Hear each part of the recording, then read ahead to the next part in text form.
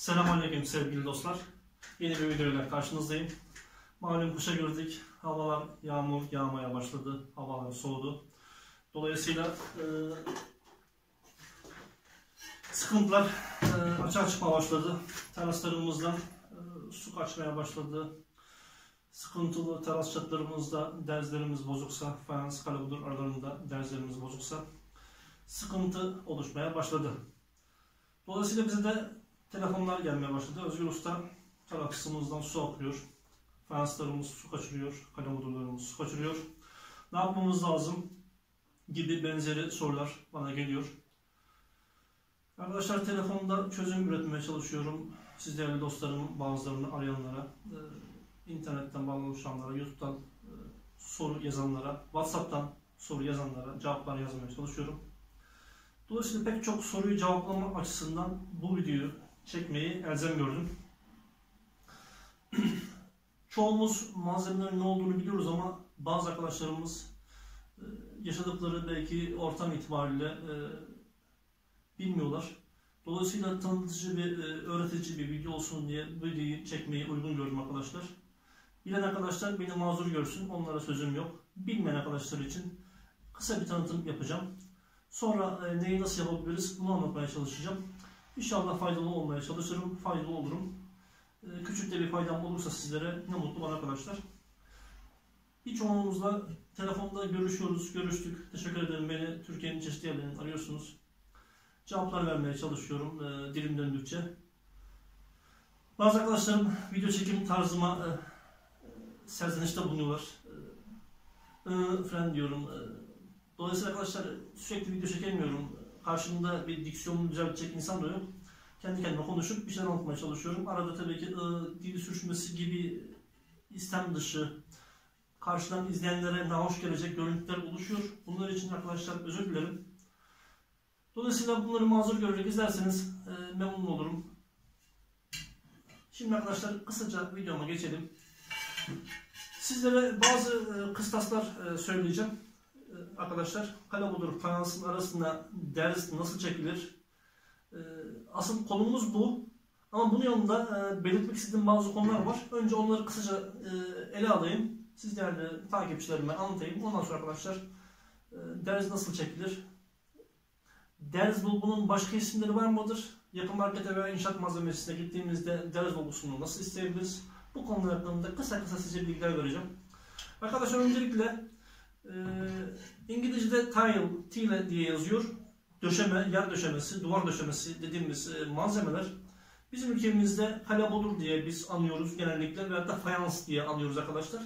Fayanslar arkadaşlar duvarlara döşenen, yan duvarlara, dik duvarlara döşenen parlak yüzeyli malzemelerdir. Parlak olmayanları da vardır ya, duvarlara döşenen malzemeler arkadaşlar fayans deniyor. Fayansların aralarına döşenen ince malzemeler var. 10 santim, 20 santim veyahut da çeşitli ebatlarda süslü malzemeler var. Bunlara bordür deniyor arkadaşlar. Yer döşemelerine de kalabudur diyoruz biz Türkiye'de. Bordür de denebilir. Kalabudur da ekseriyetle ağzımız alıştığı için kalabudur diyoruz. Duvardakilerine de fayans diye tabir ediyoruz. Arkadaşlar fayanslarımızın arasına boşluklar bırakıyoruz. Ustamız bunları döşerken bırakıyor. Bu boşluklara derz boşluğu diyoruz. Derz boşluğu diyoruz. Derz arkadaşlar aradaki boşlukları denilen kelime. Derz genel bir kelime. Betonlarda da duvardaki deliklerde de genelde derz boşluğu diye tabir edilir. Fayans aralarındaki boşluklara derz boşluğu denir. Bu boşluk mecbur bırakılır. Genelleşme boşluğudur arkadaşlar bunlar. Buralara 2 milimlik şu köşelere 4 tane kalabudurun fayansın geldiği noktanın birleşim noktasının ortasına artı şeklinde koyduğumuz plastik aparatlar vardır. Şekli artıdır, ismi de artıdır. 2 milimlik artı, 3 milimlik, 4 milimlik, 5 milimlik, 6 milimlik şeklinde ilerler bu artılar. Aradaki derz boşluğunun kalınlığını belirler arkadaşlar. Bu artılar. 2 milim ise aradaki boşluk 2 milimdir. Diyebilirsiniz usta bu boşluğun 2 milimliği, 3 milimliği ne işe yarar, niye küçüktür, niye büyüktür? Genleşme olabilecek, yüzey gerilimi olabilecek arkadaşlar noktalarda veyahut isteğimize bağlı olup da olabilir. İsteyen 2 milim 3 milim de kullanabilir ama genelde teraslarda, geniş alanlarda geniş milimetrik malzemeler kullanılır. Derz boşluğu geniş bırakılır arkadaşlar. Çünkü otur yüzeyler alanlarda yüzey gerilimi fazladır. Çatlama, ezilme, genleşme fazla olur.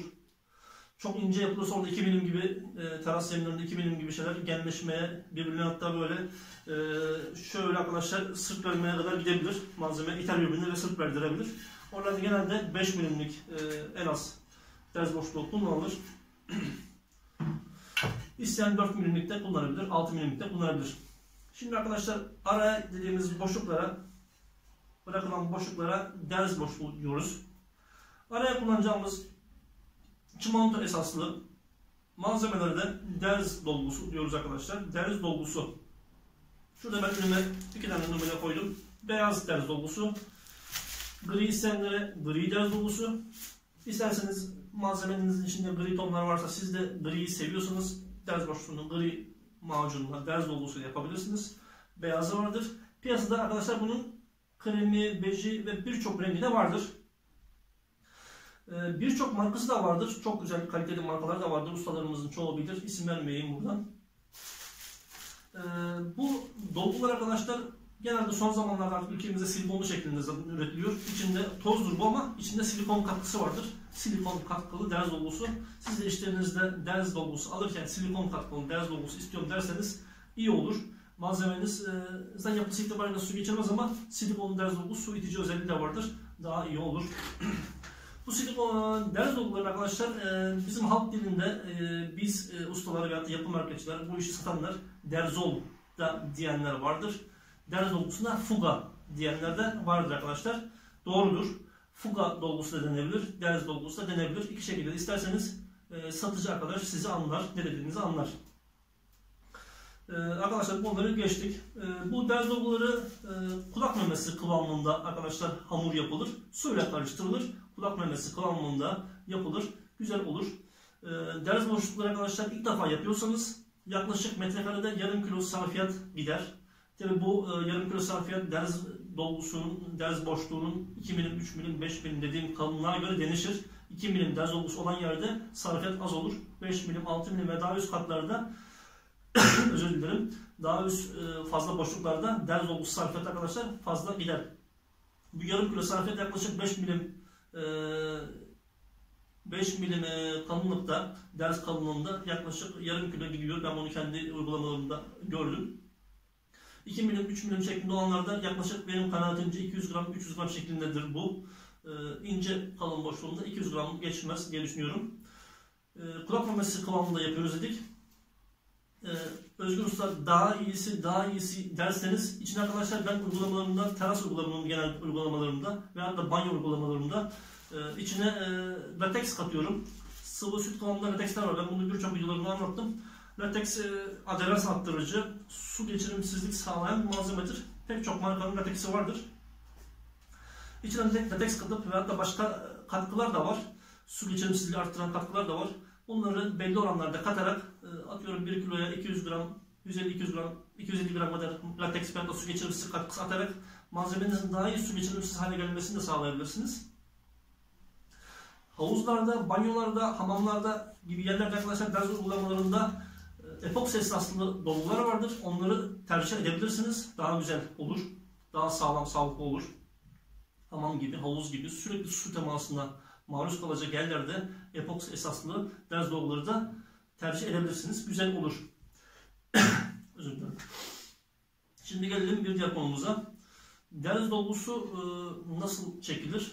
Derzol, fuga nasıl çekilir? Arkadaşlar bunu birazdan uygulama sağlamaya geçeceğim. Orada size görüntülü şekilde anlatmaya çalışacağım. Ben şöyle yanımda 2 aparat aldım. Bunu izninizle koyuyorum. Bu gördüğünüz kalabudurdu. Bunu da piyasada arkadaşlar kalabudurlarda, fayanslarda, çeşitli ebatlarda vardır. Bu 33 ebatında bir kalabudur. 33 santime 33 santim. Siz bu kalabudurlarınızı, fayanslarınızı istediğiniz ölçülerde ustanız alır veya da usta kendisi belirler, alana göre alır, tercih sebebi olur. Ondan da marka vermiyorum. Pek çok ülkemizde iyi markaları var. Bizden çoğunuz da biliyorsunuzdur. Ülkemizde fayans ve kalabudurun en iyi, en güzel çıkartıldığı topraklar Çanakkale, Bilecik, Kütahya illerimizdir. Bunun ham maddesi arkadaşlar kildir. Kilin çeşitli uygulamalardan geçme neticesinde tabii ki iş yapanlar daha iyi bilir. Hamuru hazırlanır, üzerine sır tabakası işlenir, desen verilir, bilgisayar ortamında baskı şeklinde çizilmez, sert, su geçirmez bir alan oluşur. Ama aradaki derz boşlukları bir şekilde suyu arkadaşlar geçiriyor. Bunları da biz derz dolgusu çekerek önlemler almaya çalışıyoruz. Derz dolguları zamanla etkisini kaybedebiliyor. Yüzey geriliminden dolayı, dış hava şartlarından dolayı. Bayan arkadaşlarımızın tuz, yumru benzeri, porçöz gibi ürünleri çok kullanmasından dolayı aradaki derz dolguları yanabiliyor arkadaşlar, bozulabiliyor. Bozulduğunda komşumuza veyahut da terastaysa terastan alt katta sular kaçıyor. Özür dilerim. Şimdi arkadaşlar kısa değinelim. Şunu kıyıya koyuyorum izninizle. Bu gördüğünüz arkadaşlar kauçuk mala. İnşaatta derz ve derz çekiminde, derz uygulamalarında fayanslara ve kalıplara, derz uygulamalarında çokça işimize yarayan kauçuklu mala. Bunu genelde ustalar arkadaşlarımız birlikte kullanırlar. Sizler de bu tür uygulamalarınızda kendiniz yapacaksanız bir kauçuk malı almanızda fayda var. Bir yapı markete veya nalbur arkadaşa gidin, bir kauçuk malı istiyorum diyebilirsiniz arkadaşlar. Derz malısı diye de geçiyor. Derz malısı. Bu yumuşak sünger gibi bir malzemedir. Şilte gibi, böyle kauçuk gibi bir malzemedir. Bir tane normal inşaat malısı dediğimiz mala temin edebilirsiniz. Bu malın da 15'lik, 20'lik, 25'lik şeklinde uzunluğuna göre 4 köşe uçlu, sivri uçlu inşaat malaları var. Bir tane mala veyahut da spatula olabilir. Spatula da elde edebilirsiniz. Bir leğende, bir kovada macununuzu hazırlarsınız arkadaşlar. Derz dolgunuzu hazırlarsınız. Dediğim gibi malzemenizi ekmek hamuru veyahut da kulak memesi kıvamında hazırlarsınız. Şuna dikkat edin. İlk defa yapacaklar. Daha önce hiç derz dolgusu yoksa aralarında, kale budurlarınızın arasında hiç dolgu yoksa arkadaşlar biraz daha yoğurttan koyu bir kıvamda dolgu hazırlamanızda fayda var. Çünkü biraz daha cıvık olursa aralara düzgün sızar. Koyu malzeme aralara tam düzgün girmeyebilir. İlk defa çekecek arkadaşlar cıvık çekmelerinde, cıvık macun hazırlamalarında, dolgu hazırlamalarında fayda vardır. Son zamanlarda bizim çokça yaptığımız milletimiz olarak kale budurumuz, fayansımız var. Dolgusu da var. Ama üzerinden komşumuza su sızıyor veyahut da görüntüsü bozuldu veyahut da kirlendi, pislendi deyip yeni dolgu çekmek istiyoruz. Çok sağlıklı olmaz arkadaşlar bu uygulamalar. Ama ille de yapacaksanız ben her zaman diyorum bıçak yardımıyla, bir spatula yardımıyla veyahut da işi bilen arkadaşlarımız düzgün yapabileceklerse spiral yardımıyla, canavar dediğimiz halk dilinde, spiral yardımıyla, taşlamayla fayans ve kale budur aralarını, fayans ve kale budur bozmadan, sırlarını kırmadan düzgünce yapabileceksiniz ince bir taşlamayla temizlersiniz. Sonra biraz daha koyu kıvamda macununuzu çekebilirsiniz arkadaşlar. Bu tür uygulamalarda macununuzu çektikten sonra dediğim gibi kauçuk malayla macununuzu çekersiniz. Ondan sonra fazlasınız da bu şöyle sıyırma yardımıyla arkadaşlar, çaprazlama sıyırma yöntemiyle şöyle yüzeyde gezdirerek çapraz şekilde araya derz aralarında macununuzu yedirirsiniz bu mal yardımıyla. Sonra arkadaşlar yaklaşık hava şartlarına göre değişir. Odanın güneş alıp almamasına veya da mekanın ışık alıp almamasına, hava sirkülasyonuna göre değişir. 15 ile yarım saat, 1 saat arasında derz dolgusu yüzeyde kurumaya başlar fazlalıklar. Nemli bir sünger yardımıyla veyahut da bir eski bez olabilir. Nemli bir bez yardımıyla yüzeydeki fazla, aradaki boşluklara fazla yedirmeden yüzeyde şöyle yüzeysel bir temizlik yaparız arkadaşlar. Yüzeyde fazla kale budur veya dolgu malzemesini yüzeyden alırız. Bu uygulamayı 200 sefer daha çeşitli periyotlarla 15-20 dakikalık aralarla yüzeyden arkadaşlar sünger yardımıyla süngerimizi yıkayıp temiz bir süngerle aynı işlemi tekrarlarız. Öbürsü gün olabilir. Son temizliğimizde vilada yardımıyla, bir temiz bez yardımıyla yaparız. Yüzeyimiz tertemiz çıkar. Genelde şimdi o değil ama yaz döneminde yüzey güneş gördüğü için çabuk kurur. Bazı arkadaşlarımız işte çay içeyim, yemek yiyeyim, sonra yapayım derken yüzey çok bir anda kurur. Kemik gibi olur. Bu durumlarda genelde arkadaşlarımız bilir, daha hışı sert şöyle çuval yardımıyla topak yaparlar çuvalı. Yüzeydeki tozu o şekilde temizlerler. Bez oralarda işe yaramayabilir. Daha sert çuval olabilir. Patates çuvalı, bir şeker çuvalı şöyle topak yaparsınız. Topak yardımıyla arkadaşlar yüzeydeki kalın pisliği alabilirsiniz. Bu da aklınızda bilgi olsun. Şimdi bunları anlattık. Bazı fayans ve kalebudur uygulamalarında şunu görüyoruz. Çokça şikayet de geliyor ona. Ustam, şimdi arkadaşlar şöyle bir durum var. Teraslarda fayans ve kalebudur niçin döşenir? Tabii ki sağlam bir zemin olsun, temiz bir zemin olsun diye, ama bizim halkımızda yanlış bir algı var. Su yalıtımı olsun diye fayans ve kalebudur döşüyoruz arkadaşlar. Bu yanlış bir uygulama, yanlış bir algı. Özgür Usta ne diyorsun diyeceksiniz şimdi siz bana. Arkadaşlar fayans ve kalebudur ürünleri su yalıtım ürünleri değildir. Koruyucu son kat kaplama ürünleridir. Muhakkak banyolarda, WC'lerde, teraslarda, hamamlarda, havuzlarda su yalıtımınızı fayans ve kalebudur öncesinde yapın. Fayans ve derz dolgusuna güvenerek olayı bitirirseniz sonra çok sıkıntı çekersiniz. Su almaya başladığında kara kara düşünürsünüz. Başınızı kaşırsınız ne yapacağız diye. Sonra buraya gelsiniz, su yalıtımı yaptırmak isterseniz iş astarı, anladığınız size diyeceğimi, geçer. Dolayısıyla arkadaşlar ne yapmak lazım? Şöyle arkadaşlar, fayans ve kalebudur uygulamaları öncesinde mümkünse çimento bazlı, çift bileşenli, çimento bazlı dediğimiz gibi su yalıtım ürünleri var. Marka pek çok var. İnternete yazdığınız zaman bütün markalara ulaşabilirsiniz. Çeşitli fiyatlarda, fiyat aralıklarında malzemeler var. Ortalama özür dilerim, 25 kiloluk toz ambalaj, 6 kilo ile 10 kilo arasında süt kıvamında bidonlarda, 5 kiloluk bidonlarda veya 8 kiloluk 10 kiloluk bidonlarda su yalıtım malzemeleri var. Bu iki malzeme su karıştırmadan sadece iki malzeme birbirine karışıp bir kıvam, boza kıvamında bir malzeme, su yalıtım malzemesi elde ediliyor. Usta arkadaşlarımız bilirler, pahpand yardımıyla köşelere, süzgeçlerin etrafı, ayrıntılar dikkatlice yapılarak kalebudur ve fayans öncesinde su yalıtımımız arkadaşlar bu malzemeyle, su yalıtım malzemesiyle sağlanmalı. Bu malzemenin kurumasına mütakip dediğim gibi fayans ve kalebudur uygulamasına geçilmeli ki yaptığımız su yalıtım malzemesini koruyacak tabaka ve güzel bir görüntü sağlayacak son kat tabaka fayans ve kalebudurdur. Fayans ve kalebudur tek başına su yalıtım uygulaması ve koruması değildir arkadaşlar. Bunu unutmayın. Su yalıtımınızı fayanstan ve kalebudurdan önce bitirin. Sonra iş kalebudura ve fayansa gelsin. Onlar yapıldırken de kaliteli fayans çimentoları var arkadaşlar. Ucuzları da var. Ekonomik ve her keseye uygun fayans çimentosu modelleri var. Fayans çimentosu modelleri de ben her zaman diyorum sevgili takipçilerime, beyaz ve gri iki renkte fayans ve kalebudur dolguları var. Beyazı tercih edebilirsiniz. Fazla çevre kirliliği yapmaz. Beyazlar arkadaşlar gri çimentolara göre daha kalitelidir. İçindeki çimento oranı daha fazladır. Beyaz çimento oranı. Bunun da kalitesini arttırmak için lateks gene katabilirsiniz. Yapıştırıcının içine, fayans çimentosunun içine lateks katıp daha kaliteli bir yapışma kabiliyeti elde edebilirsiniz.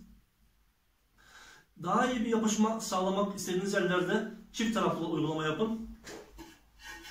Fayans arkadaşlar gördüğünüz gibi tırtıklıdır. Buraya bir arkadaşlar tarakla fayans çimentosu uygulamasını yapın ve yapıştıracağınız yere veya zemine de fayans çimentosu yapıştırarak çift taraflı uygulama yaparsanız çok süper bir yalıtım fayans kaplaması olur. Şimdi aklıma geldikçe size belirtmeye devam ediyorum ayrıntıları.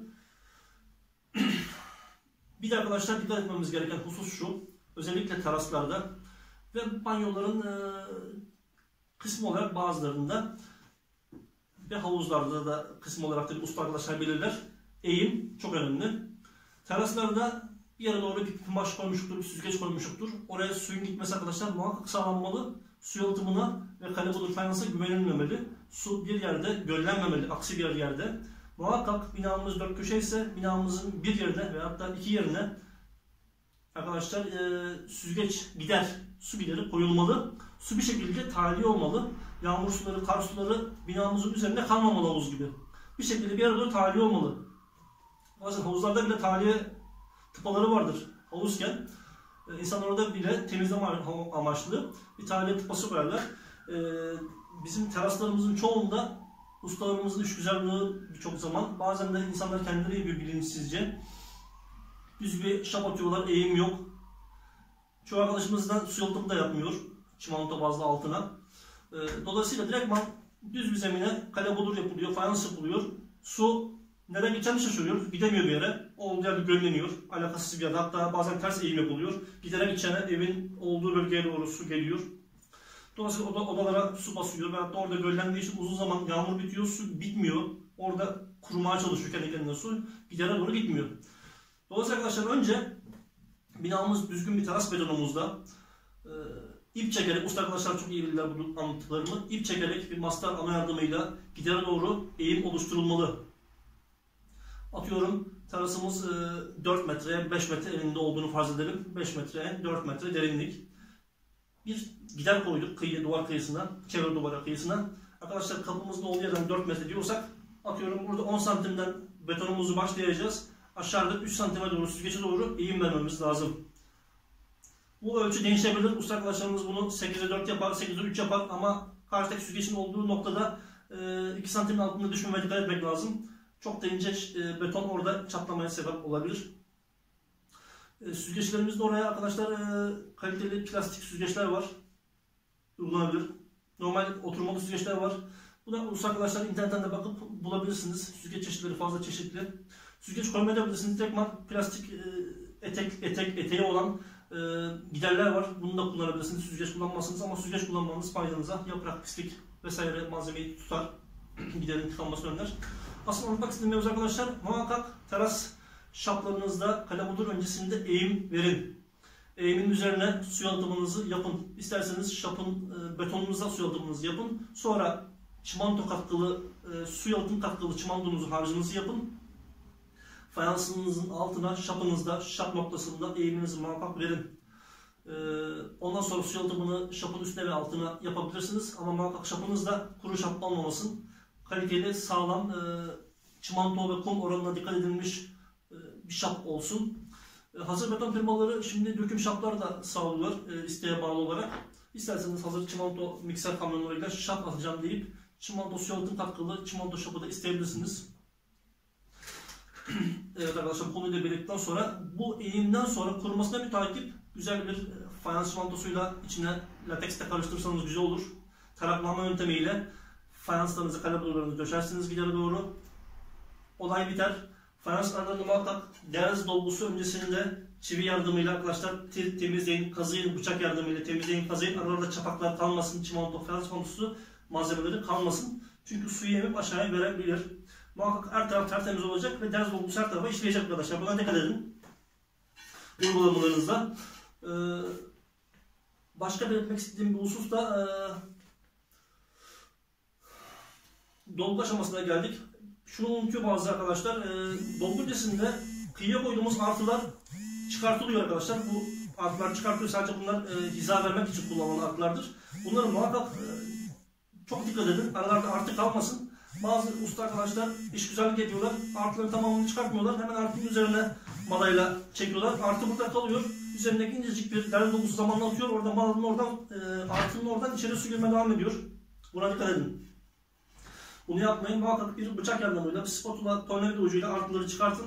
Araları çivi yardımıyla, bıçak yardımıyla derz aralarını temizleyin arkadaşlar. Ondan sonra can alıcısız muhakkak bir elektrik süpürge yardımıyla tortuları, çapakları, kalebudur, fayans parçacıklarını muhakkak çekin derz dolgu öncesinde. Aralarda parçacık kalmasın ki yaptığınız derz dolgusu uygulama esnasında aralara gelerek iş görsün. Geniş çaplı kalebudur dizimlerinde, döşemelerinde arkadaşlar genleşme derzi uygulaması yapın. Atıyorum 50 metrede bir genelde derler. 50 metrede bir genleşme derzi koyun. Arkadaşlarımız, usta arkadaşlarımız bilir. Kendiniz anlamayabilirsiniz. Bunu bilenlere sorarsınız. Araya genleşme derzi oluşturuluyor. Oralarda poliüretan lastiklerle arkadaşlar dolgu yapılıyor. 50 metrede bir. Bina 300 metre, 400 metre, 500 metre ise komple tek parça yekpare kalebudur fayans olmaz. Zamanla aradaki bazı noktaları kırılma, açma yapabilir. Dikkat edin, usta arkadaşlar bilirler anlattıklarımı. Siz de danışın veyahut da bilene sorun. Genleşme derzi oluşturun. Oralara daha geniş genleşme derzileri bulunuyor. Oralara dolgu yerine, çimento bazlı dolgu yerine poliüretan basık sıkarak esneme payları oluşturuyor arkadaşlar. Bunlara dikkat edin. Güzel temizlik yaptıktan sonra dolgumuzu yaparsınız. Dediğim gibi temizlik aşamalarında temizlikleri yapılır. En son tertemiz yapılır. Ve arkadaşlar olayımız biter. Dediğim gibi tedbirlerinizi sıralama şeklinde alın. Önce betonumuza su yalıtım olabilir. Ondan sonra eğimli beton şap olabilir. Şaponun üzerine, altına ve üzerine su yalıtımı, yani çimento bazlı su yalıtım malzemeleri bu konularda çok iyi iş görüyor. Çimento bazlı su yalıtımı yaparken arkadaşlar 50 gramlık, 60 gramlık veya 40 gramlık su yalıtım fileleri vardır. Malzemenizin içine, sürme esnasında yalıtımın içine, yalıtım malzemesinin içine bu fileyi koyarsanız daha sağlam, mukavemet bir tabak oluşur. Güzel eğimli zeminin üzerine fayanslarını kalabulunuza döşerseniz süper bir uygulama olur. Suyunuz, yağan yağmur suyu durmaz. Eğimden akar gider. Eğimden akamayan araya sızsa dahi alttaki su yalıtım malzemesi suyu engeller. Alt katta sıkıntı oluşmasını engeller. Binalarda dikkat edilmesi gereken, teras yalıtımları özellikle dikkat edilmesi gereken konulardan bir tanesi zemin döşemesinde ve yan duvar döşemelerinde aralarda arkadaşlar soğuk derzler oluşabilir. Malzemeler birbirine bindirmeyin. Muhakkak şu arada arkadaşlar yer döşemesinin üstüne muhakkak bir artı veya da çivi koyarak veya da bir engelleyici tabaka koyarak üstteki fayansın buraya sıfır binmesini engelleyin. Arada bir boşluk oluşmalı. Yoksa alttaki veya üstteki fayans kalabulu birbirini kırabilir iterek, zamanla kendinleşerek. Bu arkadaşlar kıyılara da yan duvarla alttaki zeminin birleşik noktaları da poliuretan su geçirimsiz mastikler var. O mastikleri kullanmanızı tavsiye ederim ki esnesin. Oralar çok esner. Zemine göre yan duvarlarla köşenin birleşik noktalar çok esner arkadaşlar. Oradan su çok kaçar teraslarda ve banyolarda. Buna dikkat edin. Evet arkadaşlar, bu konuda anlatacağımız daha çok şeyler var. Ama yüzeysel olarak şimdi böyle iktifa edelim. Uygulama videosunu da çekip arkasına koyacağım. İnşallah istifade edersiniz. Hepinize susuz demeyelim, su geçirmeyen teraslar ve banyolar ve havuzlar, su kaçırmayan havuzlar temenni ediyorum. Allah inşallah size bu tür sıkıntılar yaşatmaz. Yaşayan arkadaşlarımız da Allah tez zamanda işi çözmeyi, doğru ustayı bulmayı nasip etsin. Arkadaşlar bu konuda çokça videolar çekeceğim. Çekiliyoruz arkadaşlarımızda. Çok su kaldıracak mevzular bunlar. Bu mevzu uzadıkça uzar. İzlediğiniz için çok teşekkür ederim. Her nereden beni seviyorsanız sevgiler, selamlar. Küçükler ne zaman diyorum gözlerini öperim, büyüklerin ellerini öperim. Sevgili saygılar arkadaşlar. Selamünaleyküm. Aleykümselam. Arkadaşlar kıvamımız budur. Ben gri dolguyla yapıyorum arkadaşlar. Dediğim gibi bunun her rengi var. Siz beyazını, grisini veya diğer renklerini yapabilirsiniz. Malzememizi aralara koyuyoruz. Arkadaşlar bahsettiğim gibi havuç balığımızda şöyle yazıyor. Derz malası. Şöyle açayım.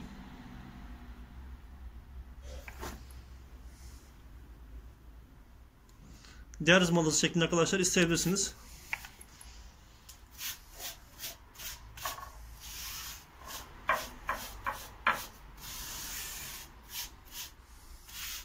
Gördüğünüz gibi fazla araları karıştırmadan.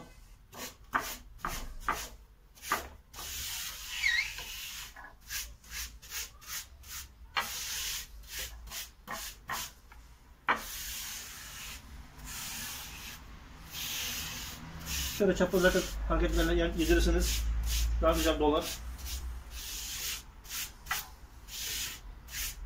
Fazlasını şöyle arkadaşlar toplayabilirsiniz.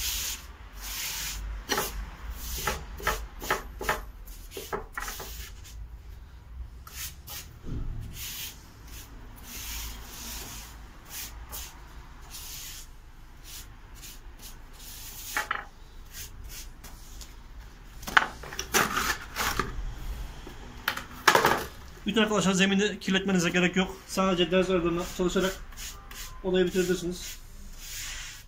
Gördüğünüz gibi operasyonumuz tamamlandı. Şöyle tekrar fazlasını alıyorum.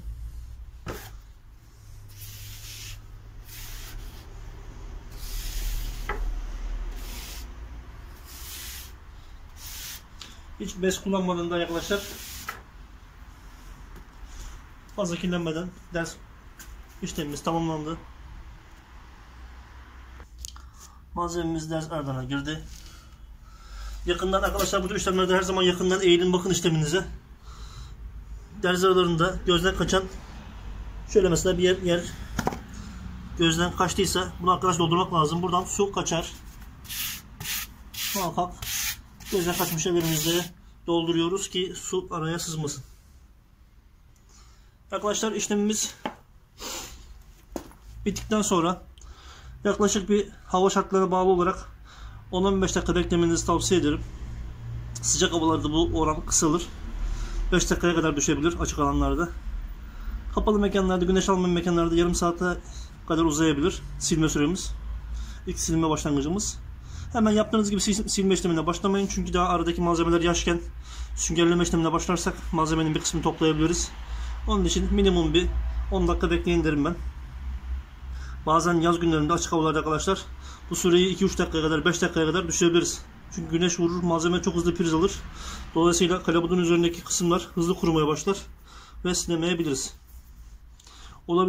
Olabildiğince derz işlemi sırasında kalabudunun üzerinde, fayansın üzerinde arkadaşlar fazla malzeme çimento bırakmamaya çalışın. Sonra kazıması, alması zor olur.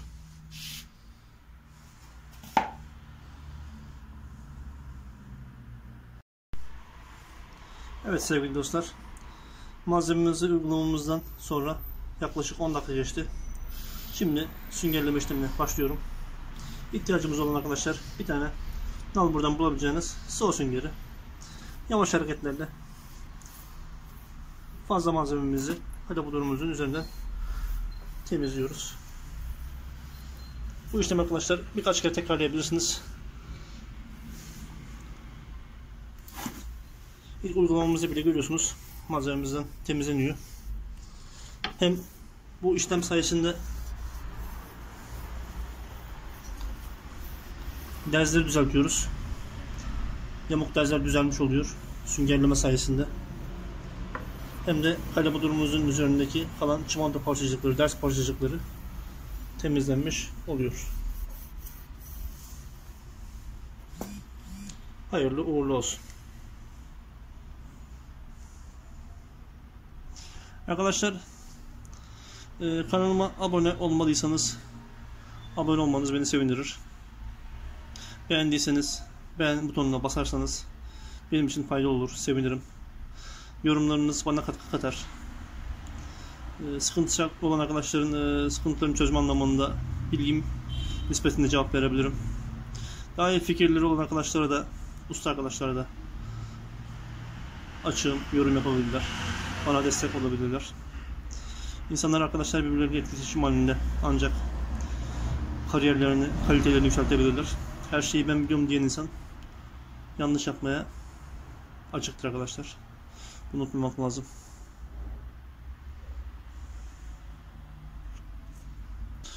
Arkadaşlar atalarımızın güzel bir sözü vardır. İnsan yüksek bir dağa çıktıkça yorulur. Yalnız bakış açısı da o nispette genişler.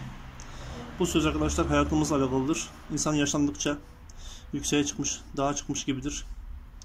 Yaşlandıkça insan yorulmaya başlar ama olaylara bakış açısı genişler arkadaşlar. Tekrar izlediğiniz için teşekkür ederim. Yeni videolarda görüşmek üzere.